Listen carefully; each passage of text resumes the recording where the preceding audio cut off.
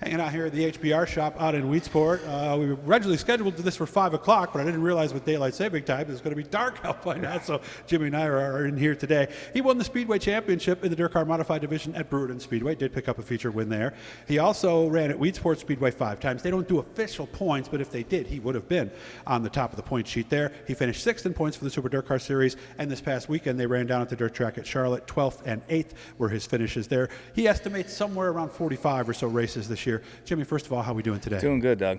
Thanks. A good season, bad season, somewhere in the middle? What do you think? I thought, all in all, I thought we ran pretty well.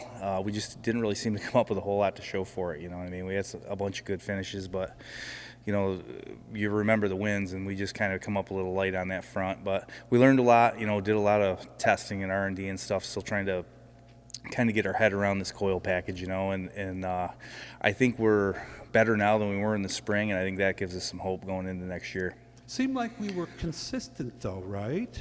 Yeah, we were. We were, all in all, we were consistently mediocre, I guess, at times. You know what I mean? But Brewerton, we had a great year. We ran up front most all year long, but then kind of got a little complacent come, July, early August, and then kind of went back to the drawing board, and I think got our mojo back there at the very end when it counted, and so we're excited to kind of keep going off of what we built on. Okay. This is a season review, of course, so Jimmy's going to get the questions. He's done these before back in the old Doug's Their Diary days, but this is the first one he's done here on our deal. You ready? Hey, I'm ready. Best night of the year. Let me see. We got a win at Brewerton. We also got to celebrate a championship. Was it one of those nights, or was it maybe something else? It's funny because, years past, you always have a night or two that really stand out. This year, just really didn't have a ton, but I'd have to say, winning the Brewerton Championship, as much as that's a whole year in the making, it was pretty cool to do it for the 5th time and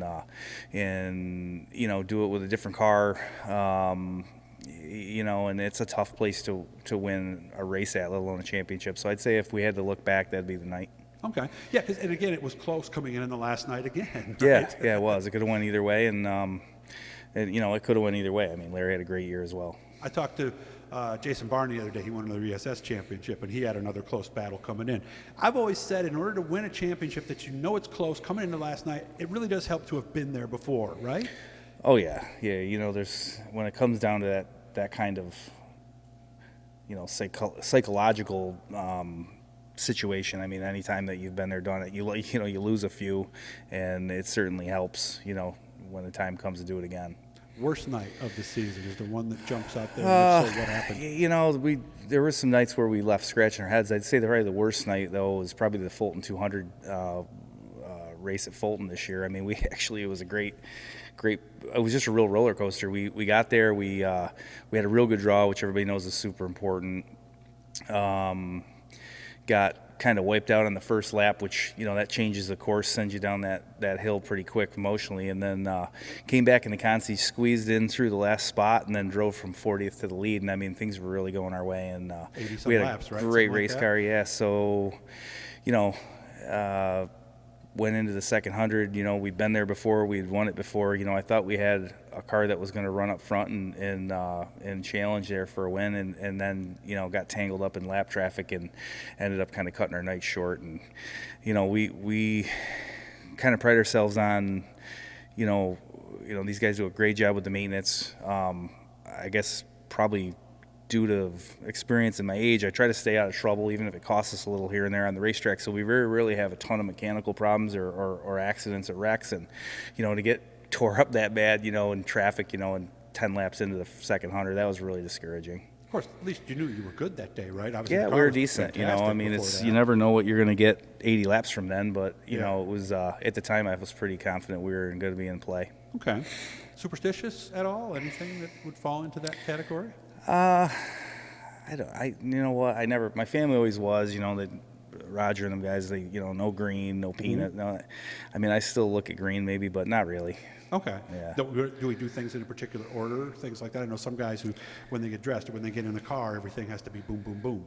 No? No. Nothing like that? Not really, no. Okay. Do you talk to yourself in the car? And if so, remember this is a G-rated channel. You don't say anything? No. I might talk to others if okay. drove over or something. I might have some choice words, but not usually to myself. Okay, so you're coming up on somebody. Do you kind of, all right, go high, let me under, something like that? Do you do anything like that? No, it'd normally be after contact, probably. Oh, okay. You know what I mean?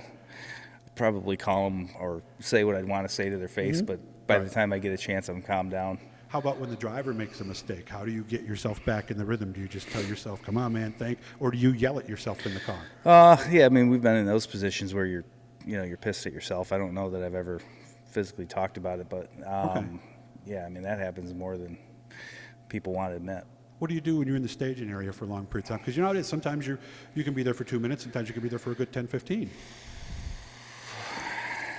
Do people There's come not talk much to you can do. I mean, people occasionally wander by, or they'll come up and see you, or your crew might come over and talk to you about stuff they're seeing on the racetrack if you can't see it. But other than that, you're kind of trapped there. You know, unless you're in a situation where you can get out and wander around and go look at stuff. Sometimes that happens, and if you know you got enough time, you'll jump out. But yeah, there's no TV or anything in there, or radio that you can listen to. You just got the race fever in your head. Kind of just sit there, yeah. Mm-hmm. Well, I've heard some people say they can fall asleep.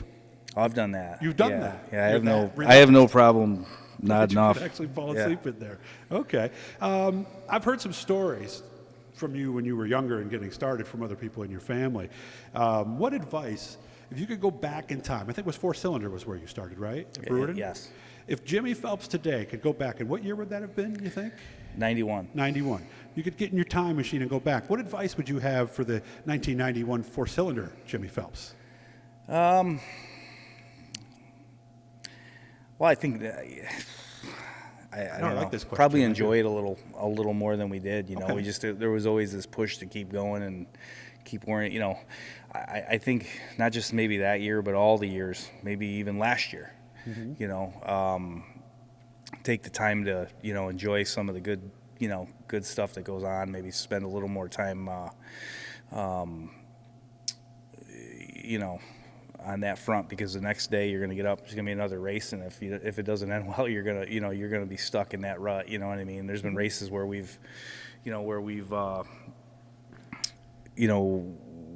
had good success at a certain race, and it's a big deal, and we just don't even give a shit. You know what I mean? Then you look at it 5 years later, and you're like, well, that was pretty cool, and we don't even remember. We don't even remember it. You know what I mean? Because you just moved on, and that's part of this deal. Is continuing to move on, but I think if that would be my answer. Is just enjoy it and appreciate what you got, appreciate the opportunity, because it's pretty cool. Well, sometimes it happens so fast, and you got something else to do tomorrow, and then you got to be to work on Monday. It's tough sometimes to take that moment. Sometimes it's you're on a schedule, and so it's not always going to be that easy. But sometimes it could be.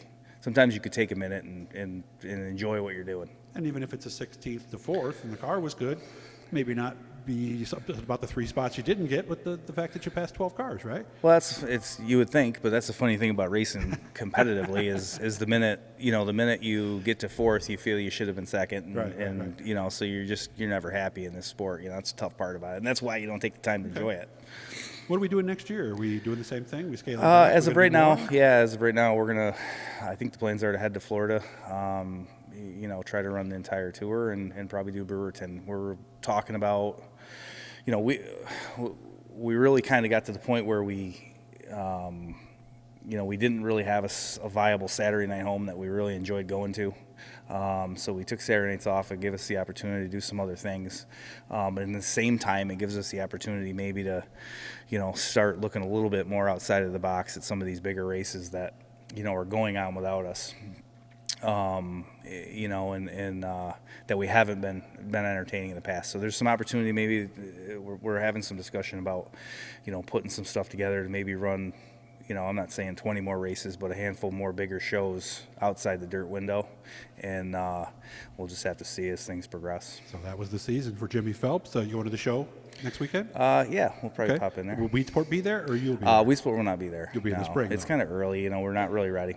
Yeah. Good to see you. Hit the Blue E, guys, and I'll subscribe. And every time we're talking to somebody cool, Jimmy, say hi to the wife and the family for me, and I'll see you again soon, bud. Thank you.